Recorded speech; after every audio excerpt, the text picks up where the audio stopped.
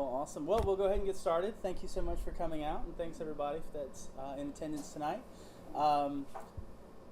What we've been doing to get these events kicked off is we've just been doing a little Q&A session between me and the candidates, and then we turn you over to the room so that they can ask any questions of you that they may have. So, Ms. Robin Parrott, who's running for State Rep District 95, I'll invite you to tell us a little bit about yourself, just a little biographical background and whatever you'd like to say.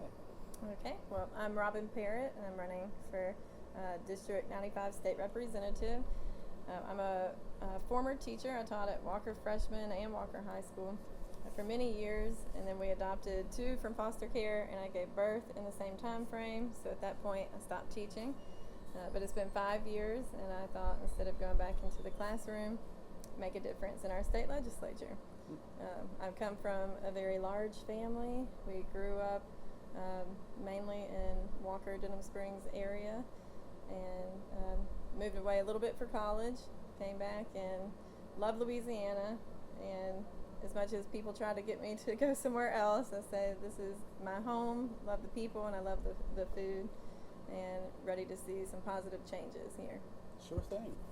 Well, one of the first questions that I've kind of been asking everybody running for any office that comes through is there were a lot of offices kind of up for grabs this election cycle. So what specifically about the state representative seat got you excited over, say, like parish council or one of the other positions that you might have been eligible for? Well, all of them have different things that I would be interested in, but I felt like the state legislature really gave me an opportunity to focus on so many different issues that improve quality of life, and so that's why I decided to go with that one. Also, I just love Louisiana, and grew up, I never thought that I'd be running for office, but I remember my mom bringing me to the state capitol, and I love the history, and thought this would be a place, we need someone in there that will represent the people and be our voice and stand up for us. I felt like it's a very important position that not many people actually even know about or realize what we do.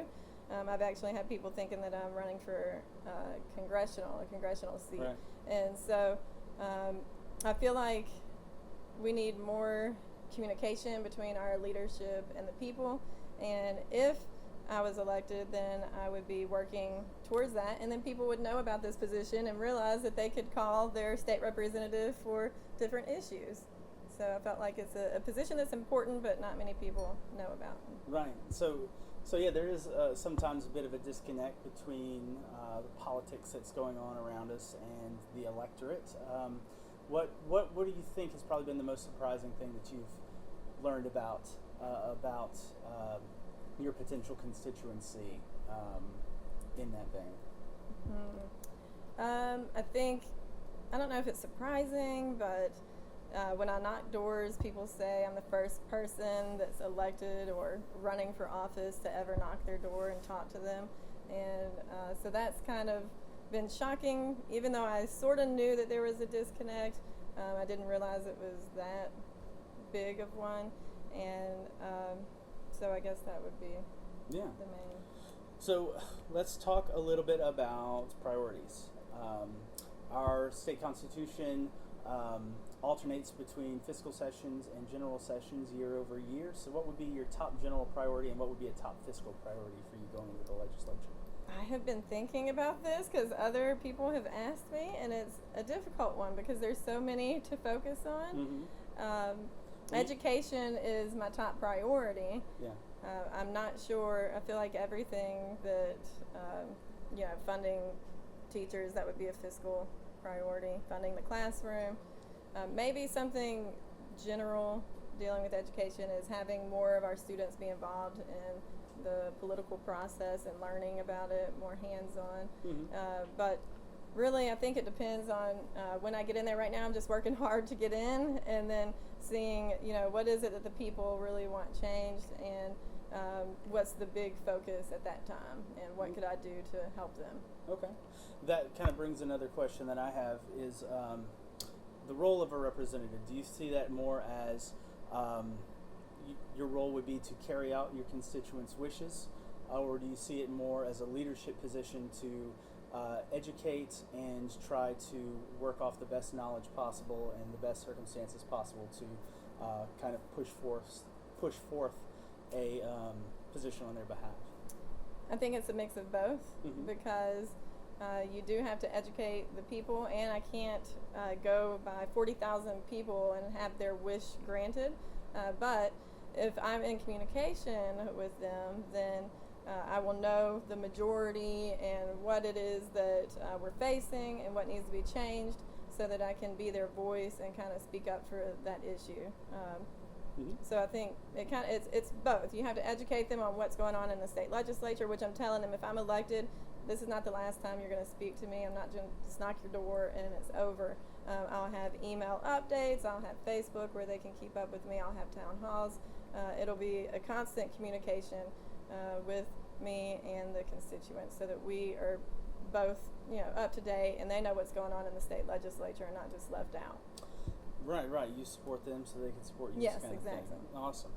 Well, one of the issues that you list on your website that I was interested in talking to you a little bit about was you're one of the few candidates running for anything in this area that lists the environment as a priority. What do you think would be some of the priorities that you would put forth on the climate side of things? Well, I would like to see our coast protected. Mm-hmm.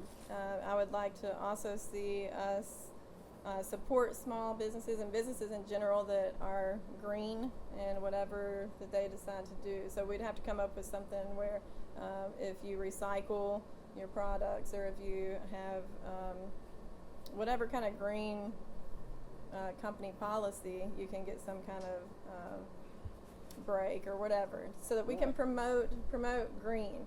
Because we know that Louisiana, we're losing our coastal line very quickly, and that's important to keep it. We have to be here to be able to continue our businesses and to continue living.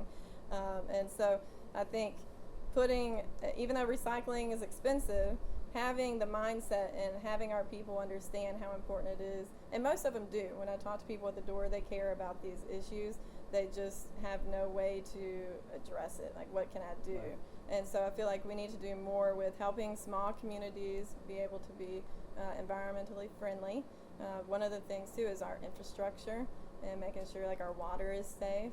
Our Mm-hmm. Louisiana has taken over many rural water systems because they had lead in their water. And so I think it's important that we're looking at all of that and trying to be proactive before things happen to make it worse. Well, on that note of being proactive, and especially on the idea of helping municipalities and local parish jurisdictions with infrastructure issues, floodwater management, flood controls, that's at the top of everybody's mind. So what do you Mm-hmm. think legislatively would be some of the priorities you would want to put forth for, both treating the flood situation as a regional issue, but also specifically that can help with those sorts Mm-hmm. of infrastructure improvements on the local level?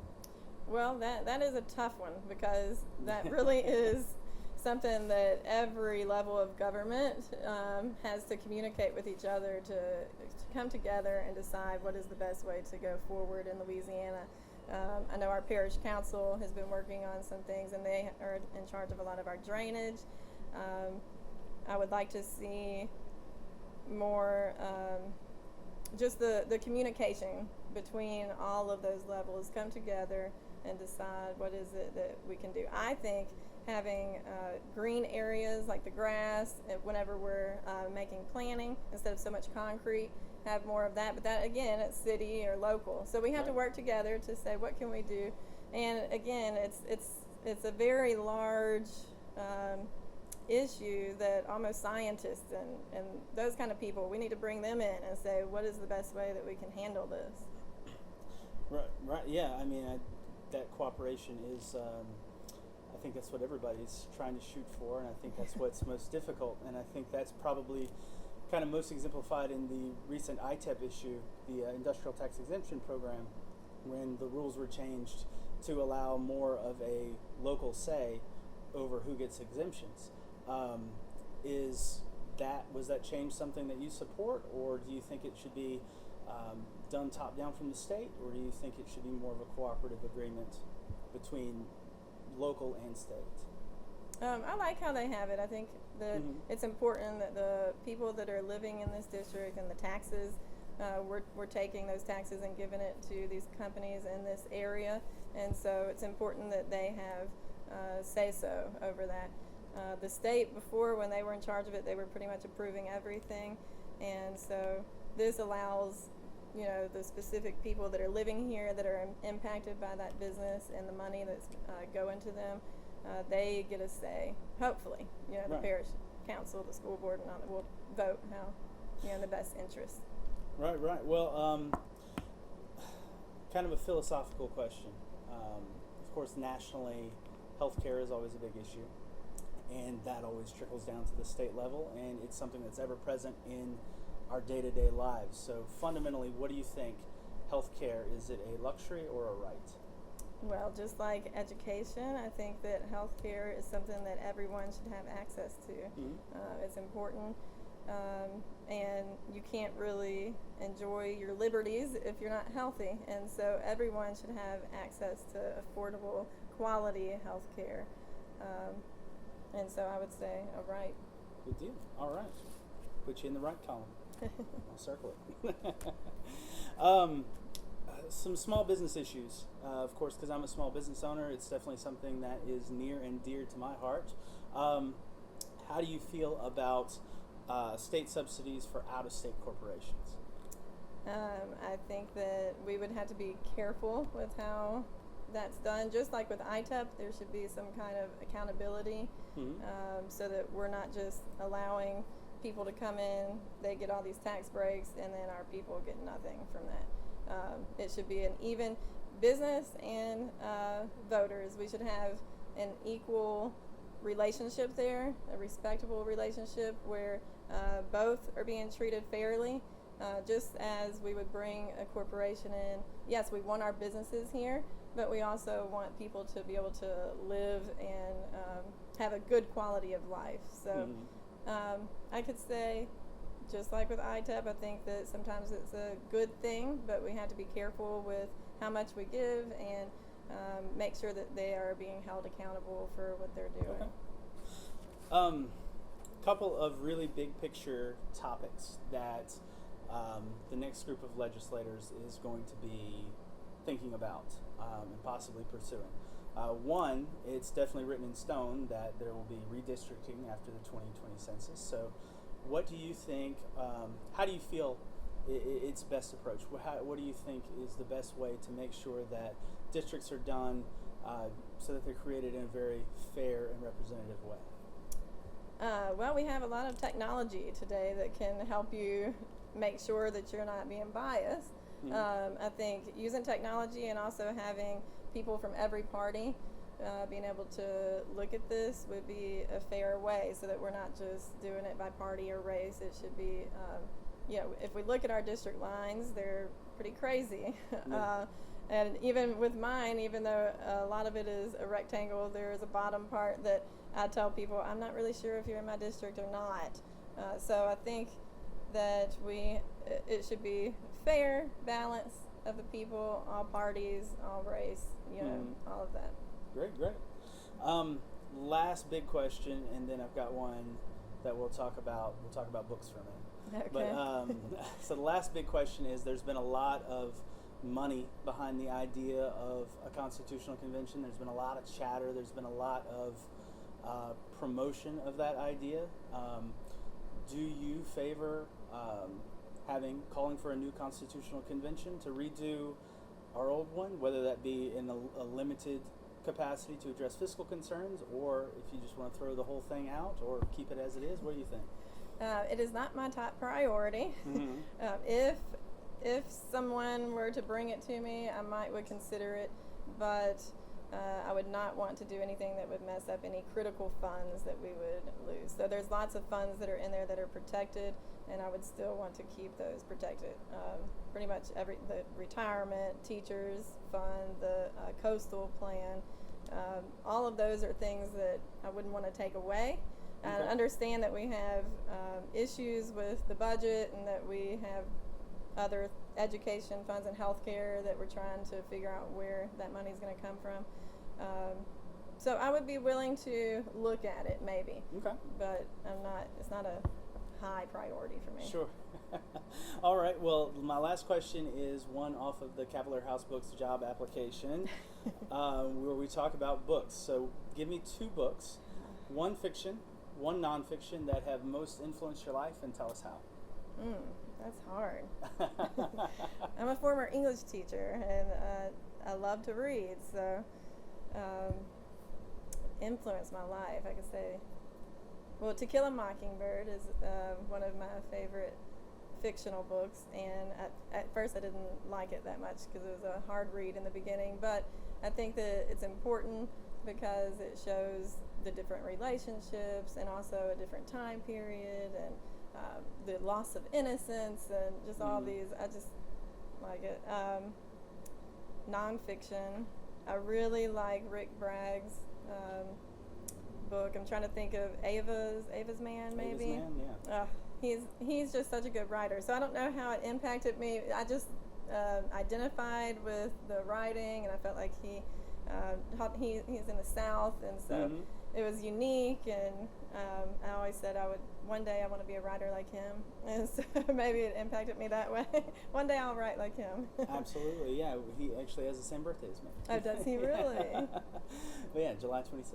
But, oh, wow. But anyway, that wraps it up for what I've got for you.